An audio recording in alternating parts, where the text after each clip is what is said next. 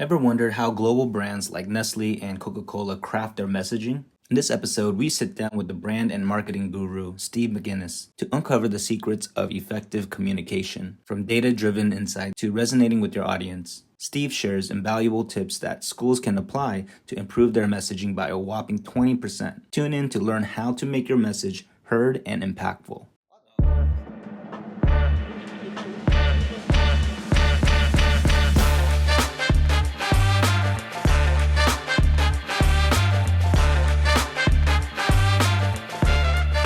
So the background I'm in FMCG and big brands and things like that, where everybody has had to develop a highly honed skill in communication and in messaging and in brand and in resonating with people and making their brand part of people's lives and knowing what to say and what not to say and which buttons to push and which ones to avoid. Yeah. So with those big global brands, you have whole teams, hundreds of people spending millions of dollars just to get a little bit ahead of each other. Yeah. And what's interesting when you're looking in the education field, which isn't that way minded at all, to get 2% better as a big global, grocery brand is incredibly difficult. Right.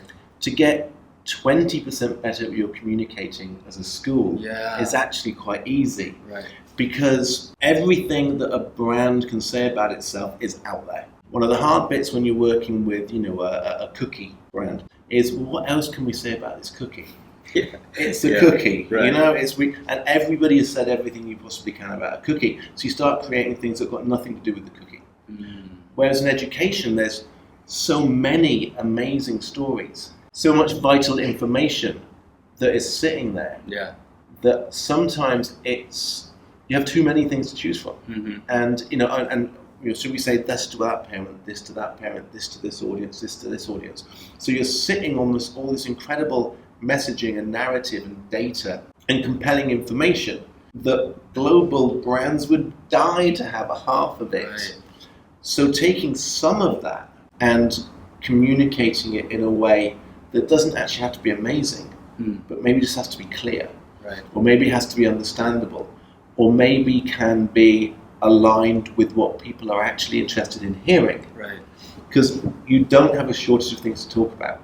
I think what you have sometimes is, please take this nicely, a lack of discipline in focusing on what the important things to communicate are. Which is a key aspect of being a designer. And then when you're taking that into what you're communicating. So if you had an advert that tried to tell you 15 different things, it ain't going to work. You have an advert that tells you one thing. You have brands that have been saying the same thing for 50 years. Right. You have brands that have had the same identity, same color, same logo, same typeface for 100 years. It's not that they can't afford to change. Right. They could afford to change it every couple of years. They could afford to keep changing it, but they stick with that single message because they know it's the important one. Right. Because they understand that it's just that clarity of repetitive communication will take it across and stand out from other people, but they've also got a very good idea about what's important to the person they're talking to. They're not listening to what do we want to say, they're thinking what does our audience want to hear, and then communicating that clearly. Most people still don't understand the difference between information and insight. Yeah, could you kind of explain that? Terms that are used interchangeably. So the way I would look at it when I'm working on projects is data is just data. It's numbers and facts and figures in front of you, a big pile of numbers. Yeah. Information is when you start breaking that into something that's salient and understandable. Insight is what you can do with that. Right. And the shorthand definition of insight that I personally use is an insight has to be new, true, actionable, scalable, and relevant. 5 things. Otherwise, just a piece of information. So it needs to be new. If it's something that everyone's done for 100 years, it needs to be true, not just what we want to be the case. It needs to be relevant to what you're doing. Yeah. So finding out a bit of information that's true and new, but it's nothing to do with us. It needs to be actionable, as in you can actually do something with it, and it needs to be scalable. So an insight that's only relevant to one person isn't much use to you. And if you give yourself that discipline in terms of what an insight is, particularly the actionable bit, and within that you'll know what the key bit of information is and communicate that through. But I think There are still a lot of campaigns and a lot of marketing material that is just communicating information. Yeah. And it lacks the, so what? Right. What do I care? Right. It's telling me stuff I already know or telling me stuff I'm not interested in, just because you've got the platform to tell it. So we're in a conference about data in education. The theme seems to be where schools are collecting a lot of data, but there's also a theme of frustration of this data is being collected and not much being done. And you just talked about how you take that data and create these insights to then communicate that message. Talking to different schools, it seems like there's that gap of taking that data and creating that insight. And that's why I asked you during your session, does it require creativity? Because it's not a creative task. Okay. I think it's a pragmatic task, but I think it's about how you approach it and the ratio of attention you spend on it.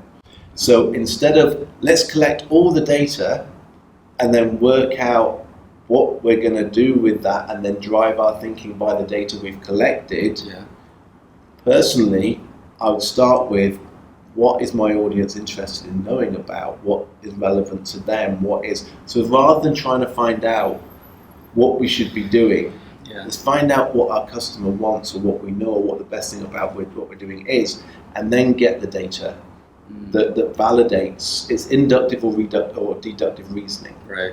If you look at everything and then try and make your mind up, it's more of a science than it is a creative field. Okay. But then, in terms of what you're doing with it, I would guess 80% of the time and resource is spent on collecting the data. 10% is spent on working out what to do with it, and 10% is then spent communicating it.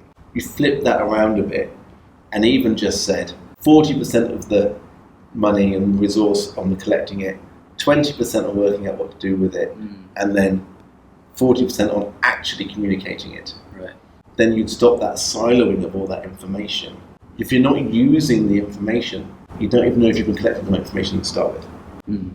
But I think I'd just split that ratio up and then also work backwards to find out what it is you should be finding out about, rather than using the research as a blanket tool to try and find interesting things to look at.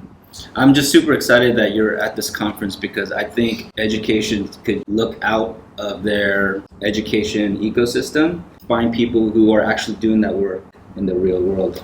Well, it's great to be talking to people that are in a sector that genuinely makes a difference to the world.